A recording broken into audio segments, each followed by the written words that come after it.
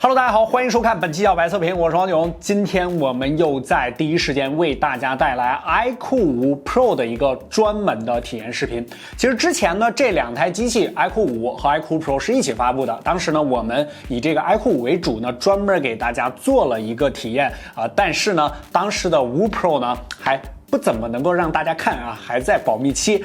只是大概给大家扫了一眼这个赛道版本，但是现在呢已经完全解禁了。当你看到我们这期视频的时候，你在各个渠道应该就可以买到 iQOO Pro 这台机器了。不用说了，地表最强充电，16分钟就可以把这个手机给充满。不关真体验小白测评 iQOO 5 Pro 赛道和传奇版，咱们马上开始。现在我手里这台呢是它的赛道版它两侧呢是做了2个蓝色的抛光的处理就是和中间的这个类似于凯夫拉的这个纹理呢要做了一个区别。手机摆在这时的时候，你可以看到非常强的2个渐变的蓝色，这个手机真的是摆在那儿，只要有光打上去，你就能感到满满的这种速度感，摸起来呢是非常有质感，它是有 AG 工艺的，然后两侧这块呢是有这种抛光处理的，所以说它是在一块玻璃上面做了2种材质这个还是比较难的另外呢，就是后背的这个 G-in-1 的大的主摄了，它也是一个3摄的配置，这3颗摄像头就是没有一个是凑数的我手里还有一台呢，就是我个人非常喜欢的这个传奇版，这个在发布会的时候，我相信很多人也都是非常心水的给大家做一个简单开箱。正面呢是有一个 BMW M 的这一个标志，然后盒子方面也是这种 iQOO 的传统斜切式的这种盒子，我们打开。这里边应该是有一些还有2张除了说明书之外呢，是有2张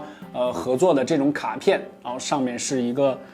M 的跑车，然后这里是一个赛车手。iQOO 5 Pro 开启不容错过的激情与魅力这个反正就是从打开盒子的时候就让你感到那种非常强的速度感。这个是我个人在下半年应该是在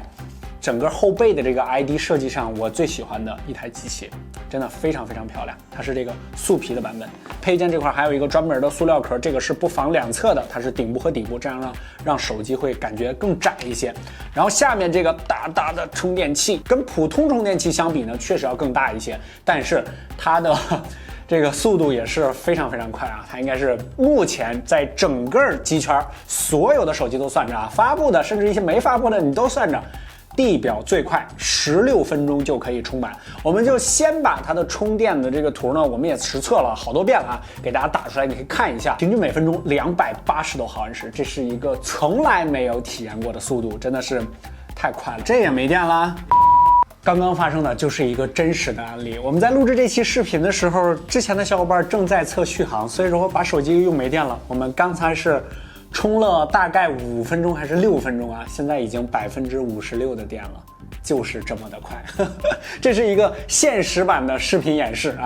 OK 这2台手机呢，我先来跟大家聊一下 ID 方面。这一台这个赛道版呢，之前呢跟大家做了一个简单介绍了它整个的这个风格方面呢，其实跟之前 iQOO 系列呢还是有比较大的这个差别的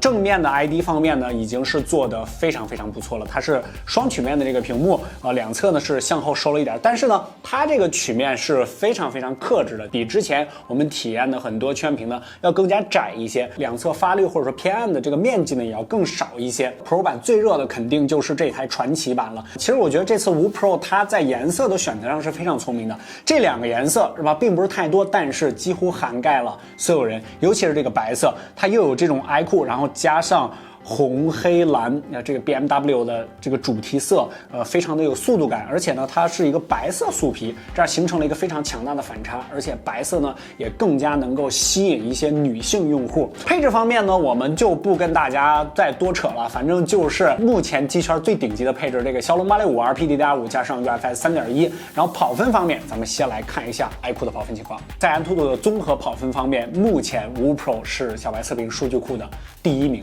也是我第一次在工作室这种25度这种测试的环境下，正常的室内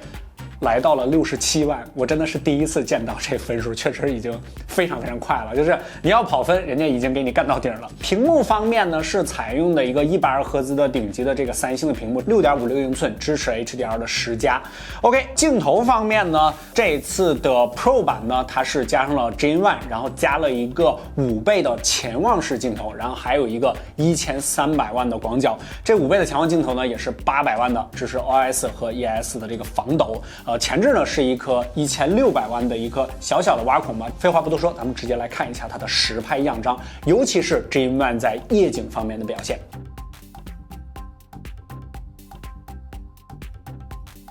OK， 还是老规矩，在我们的小白测评微信公众号后台回复 iQOO5 Pro 这几个关键字，本期视频的所有实拍样张和实测数据，你都可以随时随地免费查看，回复 iQOO5 Pro 即可。在重量方面呢，其实这次的 Pro 版算是在 Pro 的旗舰这个机型中控制的是非常非常好的，因为它连200克都没有到，198克的重量。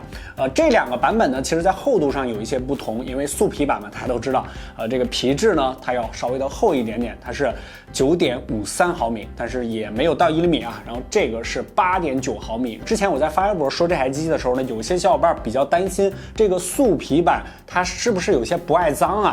当然，如果你手里特别容易出汗的话啊，如果它沾上汗，然后再沾上一些其他的这个脏的东西呢，就比较容易脏。但是如果你正常使用的话，这台机器我们在正常一直在使用，你可以看到什么都没有，这个耐脏性其实还可以的，而且有一些非常小的处理细节，比如说这个机器它主题是白色嘛，所以说这个中框呢也是做了这种浅白色的这种处理，而且有磨砂的质感，那个细节做的是非常到位的。还有就是这个素皮版呢，之前很多人也担心它会不会起皮，用时间长了，这个边框的这个地方会不会这个皮翻起来？这个之前在一些素皮版本的机型上呢出现过这个问题。这次呢，iQOO是怎么解决的？它在这圈皮的周边呢做了一个非常窄的塑料的一个小支架，这样的话呢，就把这个皮相当于给包起来了。这个边角的地方呢，就不会你用的时间长呢，它就会翻出来啊。这个皮质呢非常影响质感，对吧？这一点上的处理呢，还是非常值得点赞的。还有就是它摄像头还有闪光灯这些边缘的处理上，对于素皮的处理都是非常不错的，而且上边还有这个压花啊，这个细节的地方都做的都挺好。然后在续航方面呢，这次它是一个4000毫安时的电池，这个电池呢在主流的旗舰机里面呢确实不算是大的，但是好在120瓦的地表最强充电有这个加持。这个充电器的体积呢，照之前那些50-60瓦的确实要大很多，而且它要重一些啊。下面有一个大大的120瓦，是一个 USB 的这个接口，然后呢是最高可以输出120瓦。这个在我们的实测之中呢，它要比小米那个120瓦要快的，就是它调教上呢要更加的激进。小米10 Ultra 呢，它是4500毫安时的电池，但是我们换算下来单分钟的充入电量，iQOO这边也确实要更快一些啊，但是它是4000毫安时的电池，这个就是你要看一下了，16分钟就可以充满，甚至我们最极限的一次出现过14分钟多，好像就充满了，因为我们测过很多次啊。这个是什么概念啊？就是它已经彻底改变了你的充电习惯。它有一种错觉，就是一插上就满了，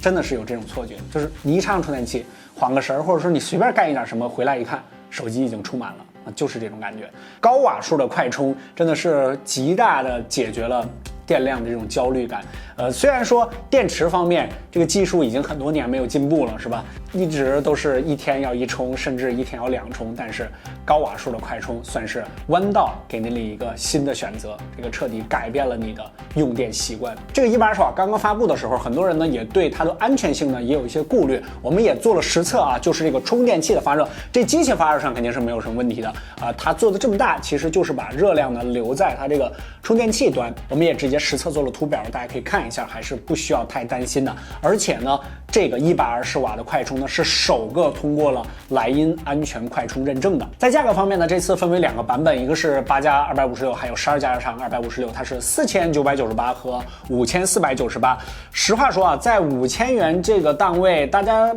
都可以拉一下参数单看一下啊，其实性价比这个应该还是非常非常高。其实这也是 iQOO 的一个品牌属性吧，就性价比呢一直都是非常高，改变了一些外观的 ID 设计，更加符合一些大众的这种审美的倾向，但是在速度方面呢，通过另外的其他的方式，然后展现给用户。OK， 还有2个小细节啊，第一个就是它也是一个双扬声器的手机，它是听筒式的扬声器。有些人觉得它是微凤的，然后是不是就是单扬了？不是，这个是听筒式的双扬声器，我们也给大家实测一下。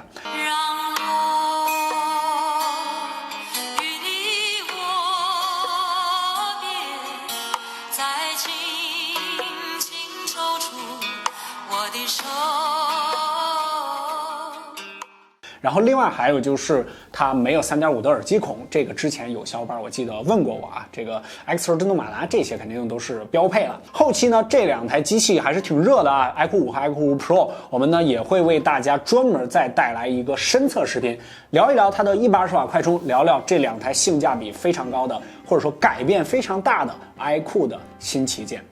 OK， 更多内容呢，大家可以关注我们的 B 站、新浪微博和微信公众号，都搜索小白测评即可。应该是你看到这期视频的时候，我们的数据已经更的差不多了，都更新到我们的小白测评微信数据库小程序里面了，都可以扫码关注我们的公众号就可以。不关注点，小白测评，我们下期视频再见，拜拜。